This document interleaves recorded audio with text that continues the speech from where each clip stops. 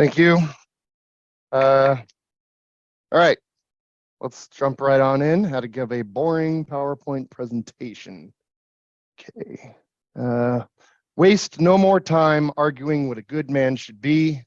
Be one. From my favorite philosopher, Marcus Aurelius. All right, today's agenda. All right, so we're gonna have an introduction, defining terms, things to avoid when giving presentations, tips and tricks, order 66. And I'm going to wrap it up with a conclusion.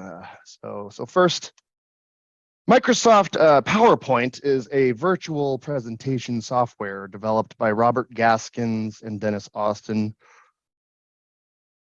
Sorry, for the American computer software company Forethought Inc.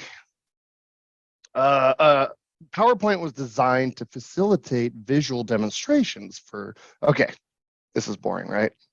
Okay, let's stop playing. Now I'll show you, actually, before we continue, what's my favorite baseball team? Angels? Well, you already know me though. Well, why would I be asking who my favorite baseball team is? What's in the text? Yeah. My favorite baseball team is the Angels, and it was in the text several times. But nobody read it because it was boring, because there's an entire screen full of text, and nobody wants to read that. So I didn't even want to read it. I wasn't even reading anything from that slide. Those are completely different words. So here's the real agenda. First, the weird introduction, go Angels. I'm going to start with some don'ts, go on to some do's. First time I gave this presentation was back in the before times, what I like to call it. And the second time I gave this presentations was during a pandemic, and it was very different. So I went ahead and added a Zoom age section to this presentation. So first, this is very easy to fix, okay? Spelling, punctuation, that's easy, right? First don't is to, well, just read the slides. Your audience presumably can read. They don't want to have the words on the screen read back to them, word for word. Your slides should support an oral presentation, not just reiterate it. So a friend of mine once said, if your slides and you are saying the same thing, one of you is irrelevant, it's probably not the slides. Don't stare at the screen. Your PowerPoint slides should be used to supplement your presentation, not serve as a crutch. Don't assume that having all your content on the slides means you don't have to practice. Really engaging, isn't it? Don't stand in front of the screen. I mean, even if you have like a projector or a, well, especially a projector, it's going to be shining in your face, but even a television screen like this or a display, what's the point of having a presentation if you're just going to stand in front of the screen? So be wary. You can walk around, you can cross the screen, stuff like that, but just don't stand in front of it. Don't speak so slowly that it becomes distracting. Because once I had a history professor, I'm not going to keep doing that. Don't talk so fast either, because you got to write down this information really, really fast, or remember it, because I'm going to switch slides right now. Sorry, you missed it. And you know, sometimes there's people who just can't really project their voice. You can't really hear it back. I mean, I do have a microphone, but that's okay. But that doesn't mean you need to shout either. Project. Just use your voice, project to the room. Don't use too much text, even if it is in bullets, okay? We've got a lot of text here, but you end up creating the same thing we had at the beginning. Just a whole big screen full of text nobody's going to read. Go Angels again. Even if you split up the text in bullets, it still ends up being the same thing, but now people can't remember anything from the previous slides. Don't put things near the edges either, because one of the things about giving a presentation is more often than not, you're not going to know what the setting is before you get here. I was thankful enough to have given this presentation in this room before. So, but a lot of times you might be going to another campus, you might be going to another place, and you're not going to know if they're going to have a projector or a screen. You're not going to know what the aspect ratio is. This is widescreen. What if it's just like a regular standard screen? You're going to have stuff near the edges, it's going to get cut off. So make sure you keep your stuff away from the edges, especially if it's important. If there's like branding that you really don't like, then, I'm just kidding. Don't use bad contrast, okay? Light colors on light backgrounds, dark colors on dark backgrounds, okay? And apparently, there's actually been studies, red and blue clash the most, especially on a digital screen. I saw you go, oh. I mean, if you want to give your audience a headache, that's perfectly fine. But if you actually look at this enough, it starts to like vibrate, and it like reminds me of those magic eye things from the 90s. Remember that? Like if you look close enough, you might be able to see a sailboat. Nope, no, there it is. Okay, there's the sailboat. Don't use colorful backgrounds and don't put text over the colorful backgrounds. Look at this cool painting of the Battle of Marathon, which, by the way, I did actually get my degree in history, so there's going to be a lot of ancient history in this presentation. Sorry. But here's this great painting of the Battle of Marathon, but you can't really take in the wonder of the painting or the text because it's mashed together and you can't read it or see it. So try to avoid that. Don't use animations just because you can. We get it. GIFs are funny, and it is pronounced GIF. Graphic starts with a GIF. It's not a graphic. Come on. And you know, sounds and all that crazy stuff. Don't do it just because you can. Let's have a little bit of restraint here with it when it comes to animations. Don't use weird fonts either. I know that the weird fonts are calling your name, but if you have a screen that's full of text, you want to make sure that the text is legible and readable. So try not to have a whole bunch of crazy fonts.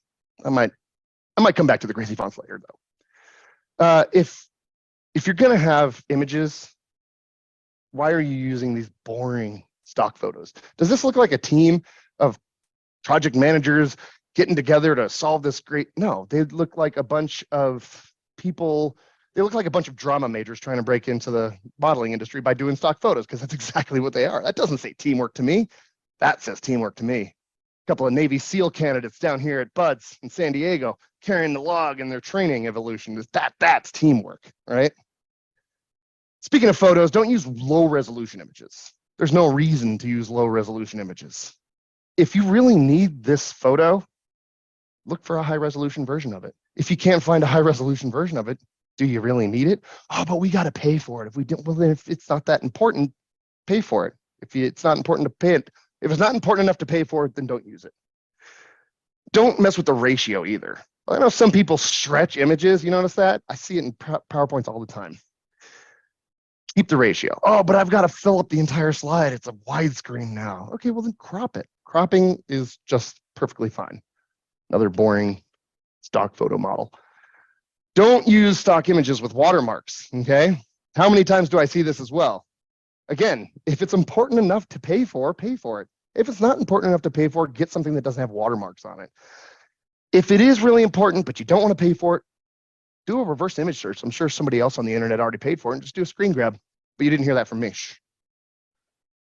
92.7%. Oh.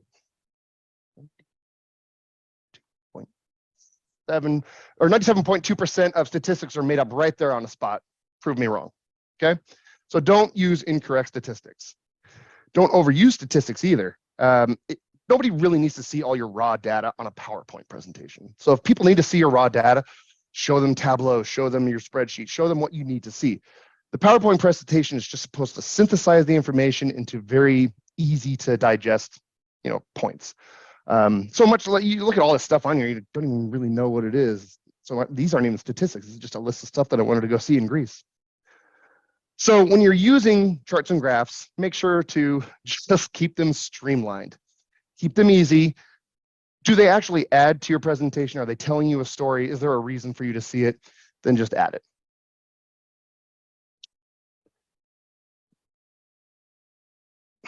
Okay, hold on. Oh, come on. What the hell? Oh, what?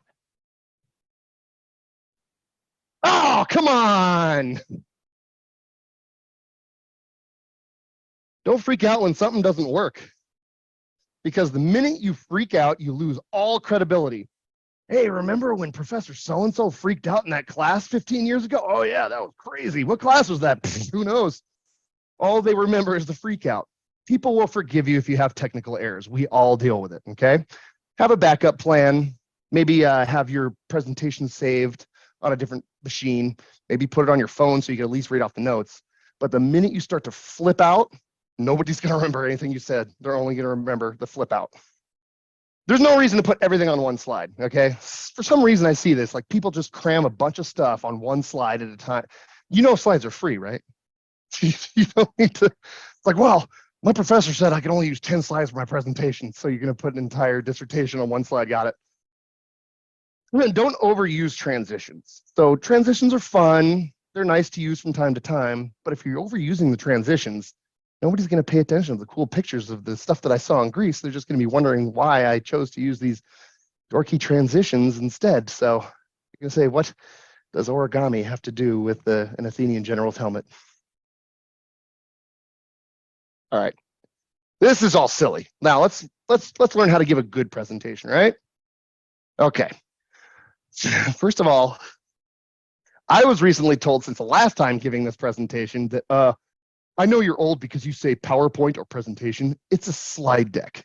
Apparently, like Gen Z are using the term slide deck. Is that like, are we old now for saying PowerPoint presentation?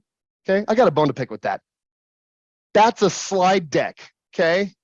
For slideshows. Okay, who's the boomer now? All right, anyway, first, know your audience, okay? Are you giving a lecture to college students? Are you giving a presentation to a battalion of soldiers? Are you teaching a class to little kids? Are you giving a presentation to a bunch of pissed off old seniors at a city council meeting? You need to decide the tone of your presentation first. Then, you need to know your audience, then decide the tone. And if you do make a mistake, don't flip out about it. So decide the tone of your presentation. Are you having a budget review? You're going to have to use some statistics. Are you doing a school project? Again, don't put everything on one slide. You know, have a little bit of fun with it. Are you doing HR? Oh my gosh, HR, we got to do something. We just have to put stuff on a screen. Sometimes you just can't avoid it. Doesn't mean it doesn't have to be fun. Are you doing a project status review? Okay, well, if you want to show actual statistics from the project, you can just do screenshots. Are you doing a class? Are you teaching a class at a university? Don't just put all your notes on the screen. They're just going to write it down. It's like, oh, here's the testable information. What am I doing? Or are you giving a military briefing, which, fun fact, is where I learned how to use PowerPoint, was in the military. And I would talk about it more, but none of you have secret clearance.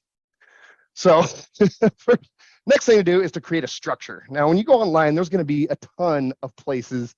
You structure this, structure that. It's all convoluted and you don't know what to pick. I will sync it up in one easy, delicious image.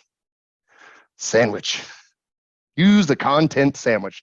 The top piece of bread is going to be your attention getter, your background, your first few main ideas. All the delicious things in your sandwich are going to be your main ideas and a little bit of supporting data to go in with it. And your bottom piece of bread is going to be your conclusion. You know, you're going to summarize all your stuff. You're going to have a call to action. Or let's make it even easier.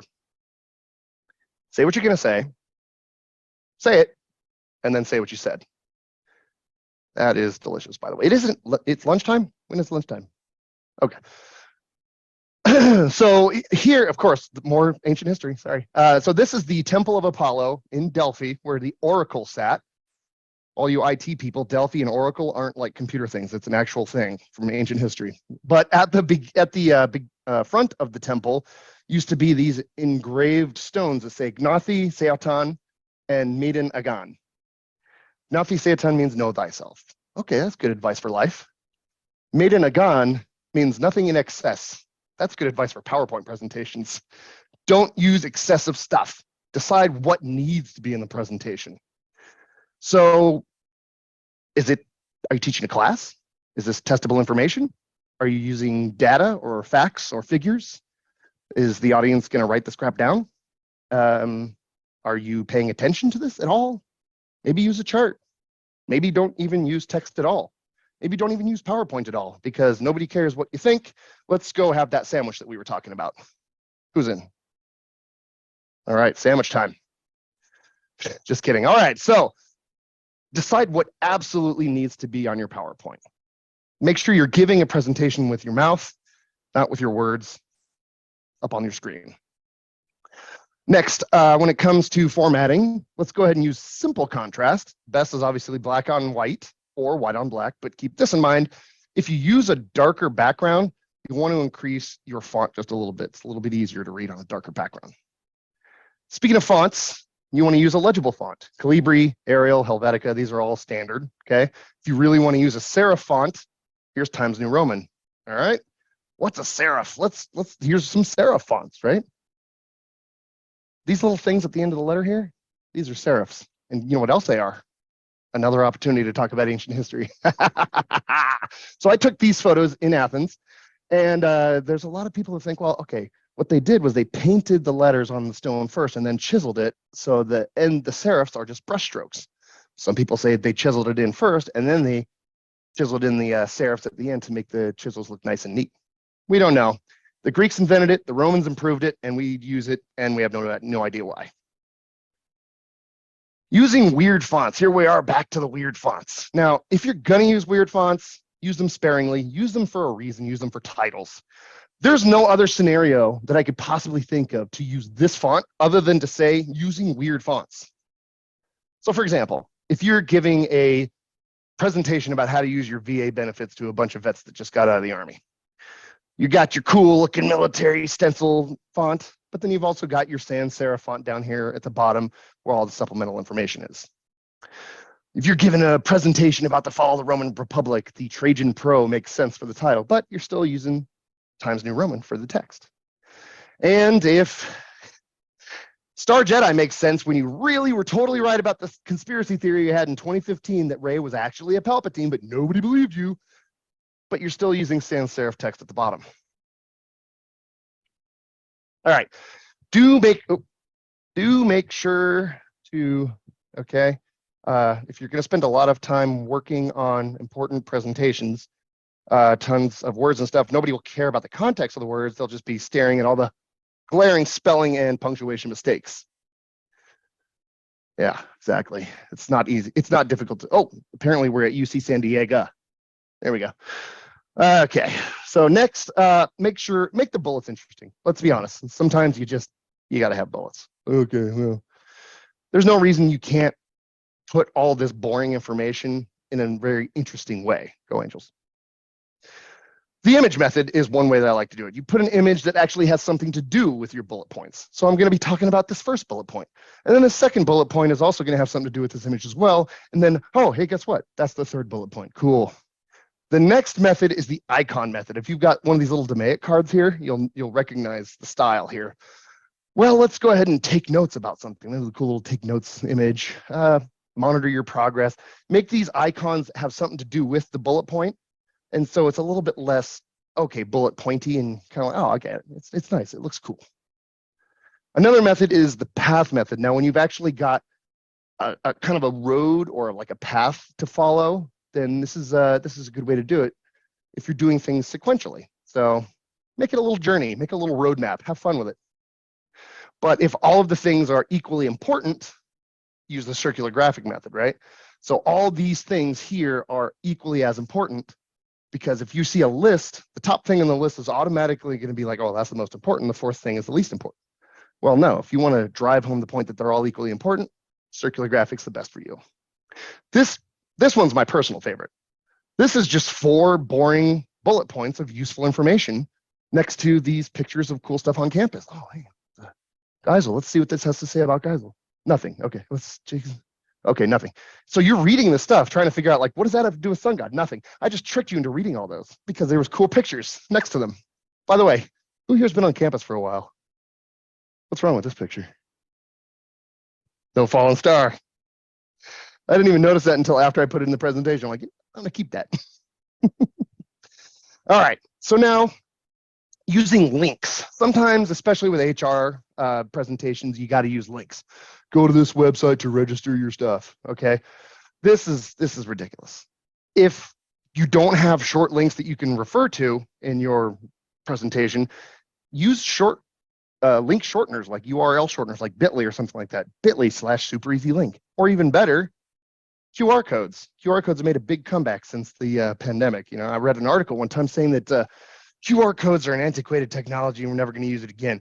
That article was in 2019. So, okay, so do use animation and sound carefully. So animation and sound is useful if you use it to actually convey a point, not just for no reason. Like, for example, hey, we're going to have a good idea about something. Okay, that was a little bit late, but you get the point. I use the animation, I use the sound. It actually made sense of the presentation. A little sound and a light bulb coming on. If it's just an animation for the sake of being an animation, a little bit much. Okay, so here we go. Let's make our new presentation. Blank slide. Let's start with our content. Boom, there it is. All right, well, okay, we're not gonna have a whole, actually, you know what? I do like the dark backgrounds better than the light backgrounds, right? So let's do that. But let's also, make this font a little bit bigger. Actually, we don't even need all that stuff. Let's just do bullet points.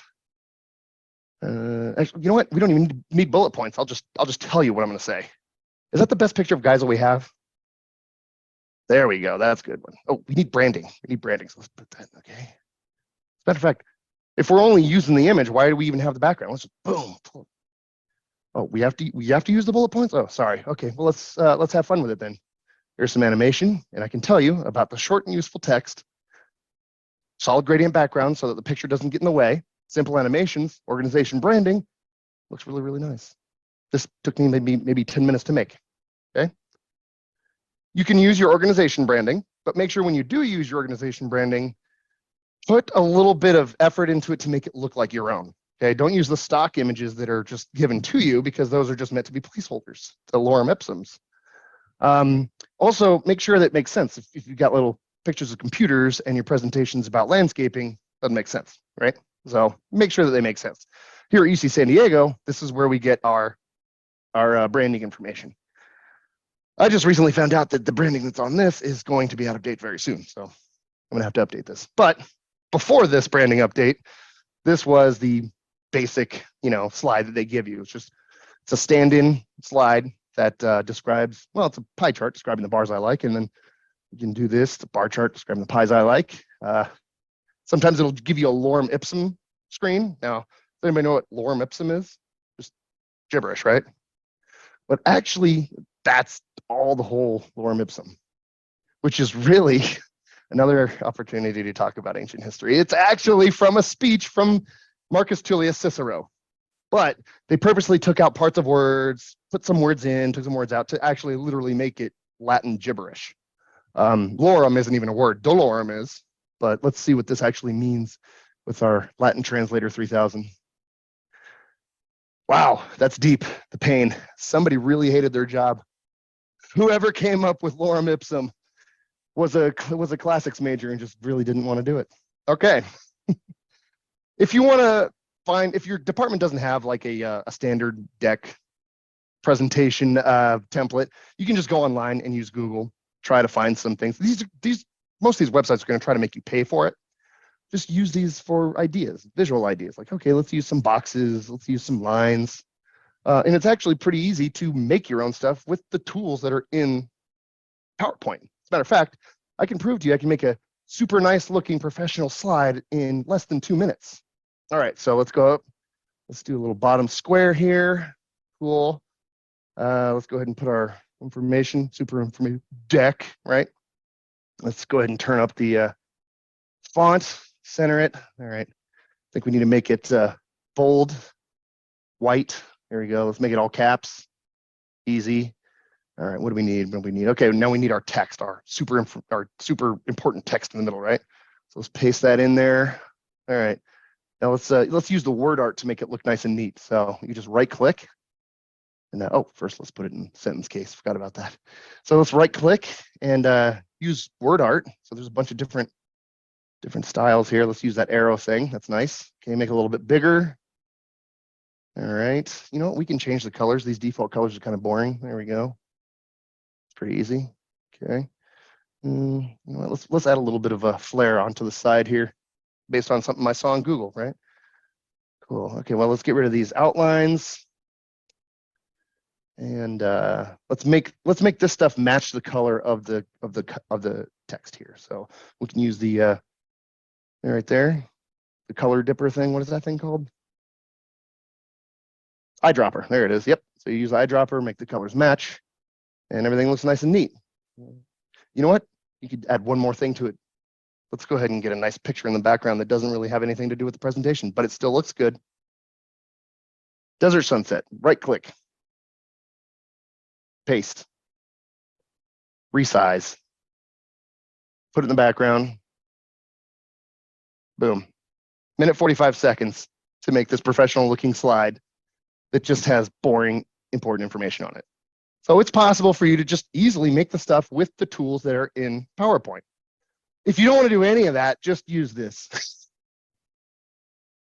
I just wanted to prove to you that it is possible to make your own formats. But the design is pretty good too. Whatever you do though, save, save, save. Okay, I know that sometimes this stuff automatically saves. I like to save different versions. Like for example, I had a UC Tech version. I had an original version. I have a BECOP version. So talking to the camera people. So that way you can actually see the differences between versions and make changes if you need to. By the way, for all you people that are younger, this is actually a disk. That's what the save symbol is. It's a disk. We used to save stuff to it.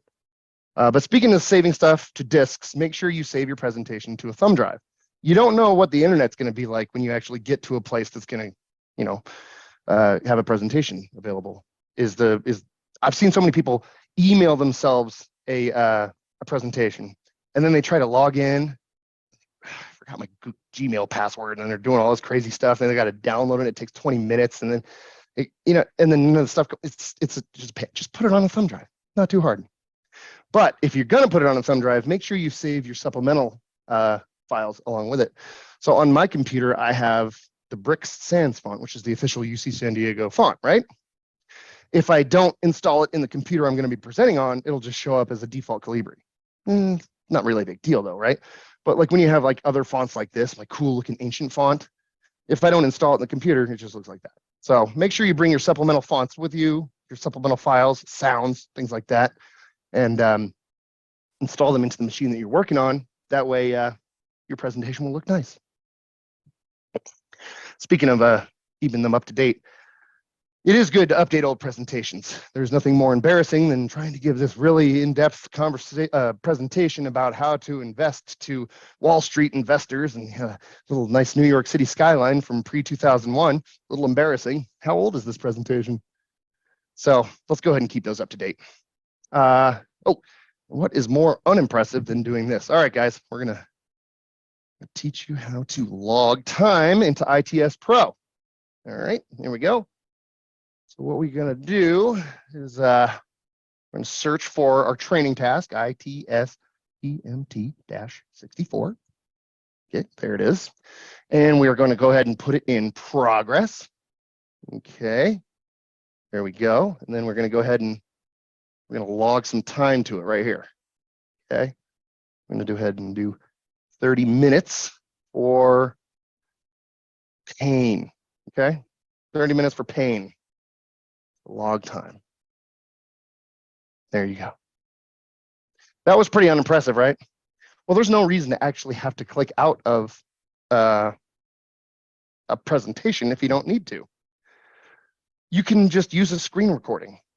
As a matter of fact, that thing where I was showing you how to make was a screen recording. So it's actually easier if you just want to do what I just did on that computer, but with a screen recording. That way, you can still interact with your audience and you can still say what you're doing. All right, guys, here's how we're going to log some time into ITS Pro. Go ahead and log in right there. You're going to want to look for ITS PMT-64. Right up there in the top right search bar area. Once you get there, you're going to see this training task. You're going to want to put it in progress. You're going to want to log time. You're going to want to put training or something like that. And then log your time there and just push log time.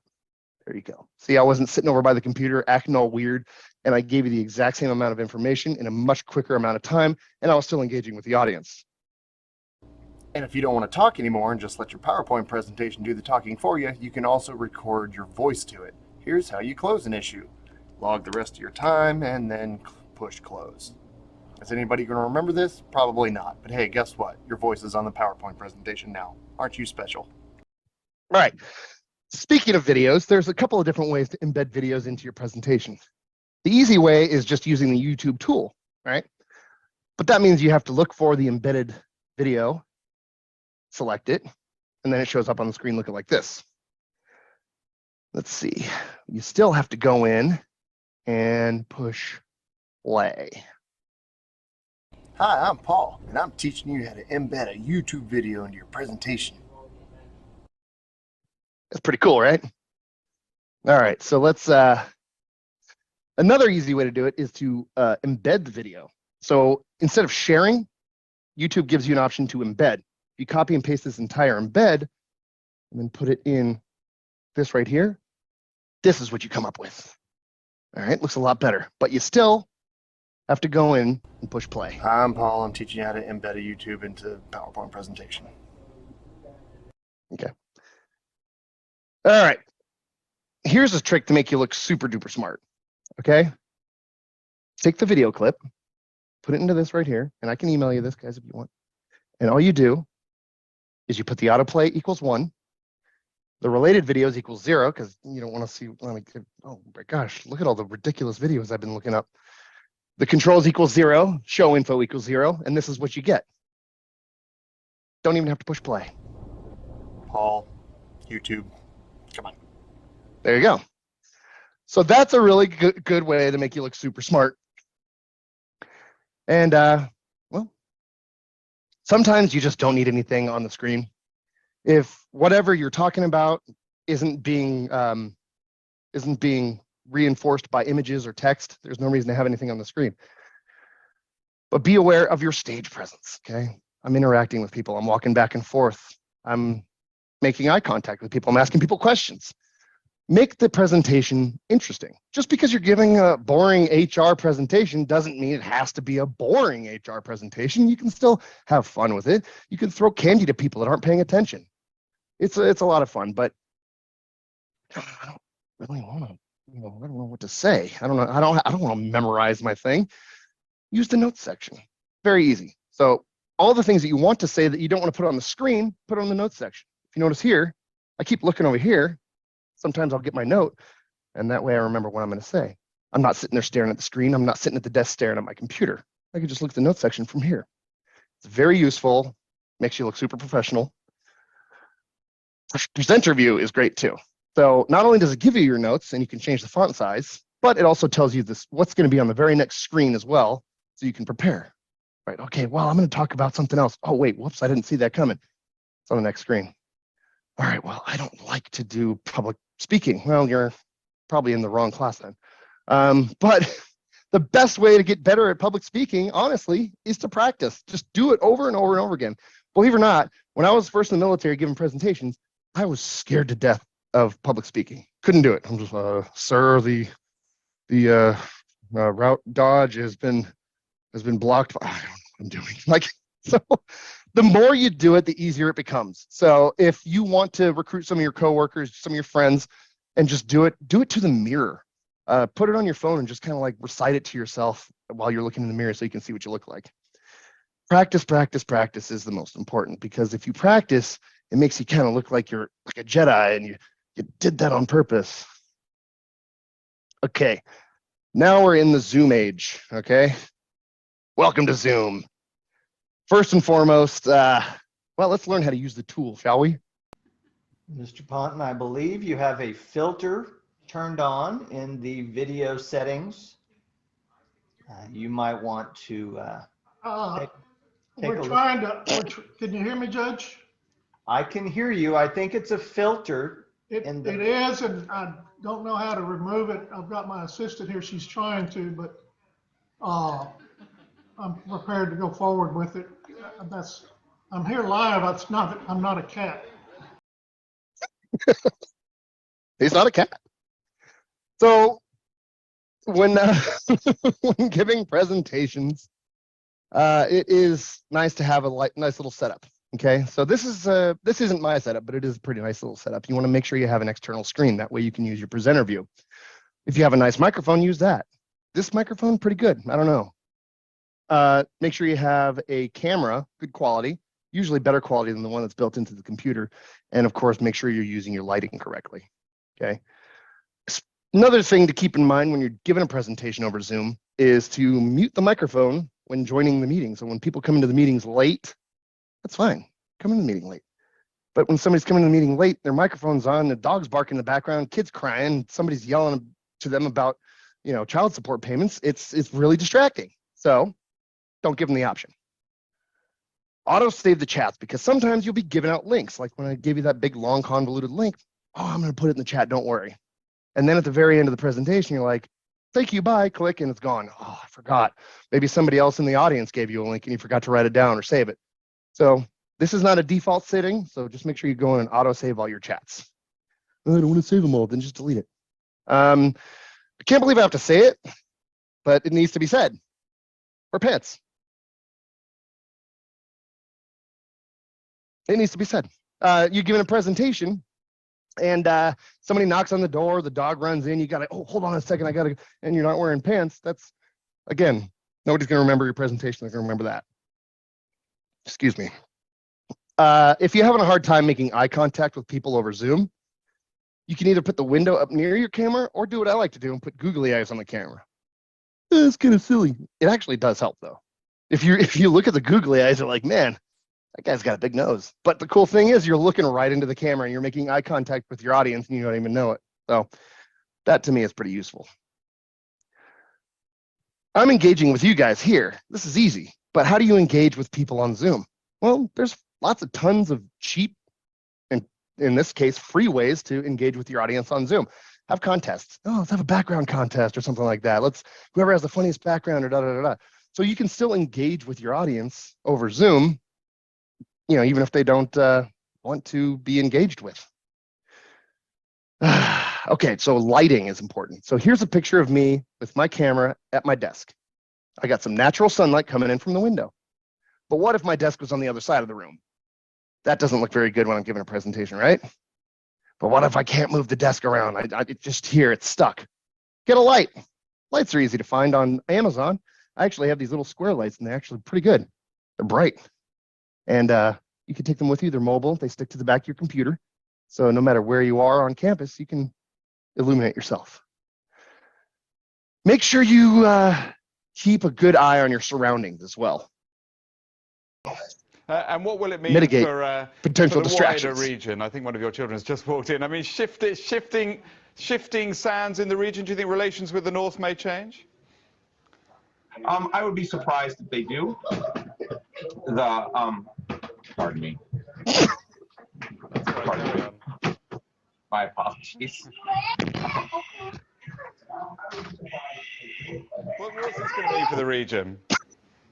My apologies. Wait for the best part. Sorry. Right there. South Korea's policy choices on North Korea have been severely limited. So yeah, mitigate potential distractions. You know, especially if you're going to be on live TV, guys. All right, and the very last thing I want to say is to review game film. So the term game film is actually a football term. I used to play football. It's usually for pro, college, a little bit more high level high school. You always review game film, see what you did right, see what you did wrong. When I'm done with this, I'm going to be watching these videos to see what I can improve upon, see what I did right, and reinforce that habit. And every time you're watching game film, you're perfecting your art. You're making it better. Oh, I stumbled on that word, or oh, I kept looking at this guy too much, or oh, I kept picking my nose, or whatever. So if you're able to review the game film, that actually makes you improve your presentation next time. So review game film. Okay. Unfortunately, there's a couple more do's. One more do. Don't just read. Make sure you have a summary slide. Don't be boring. Don't make text hard to read. Don't use bad images. Don't overuse features, but do use nice formats and clear text. Do create a structure. Check, save, and update. Use the notes section. Practice. And of course, in the Zoom age, learn how the tool works. And please, please, please wear pants. And the final do, ladies and gentlemen, is always leave time for questions at the end. Thank you very much. My name is Paul Kruger, and this is my boring PowerPoint presentation.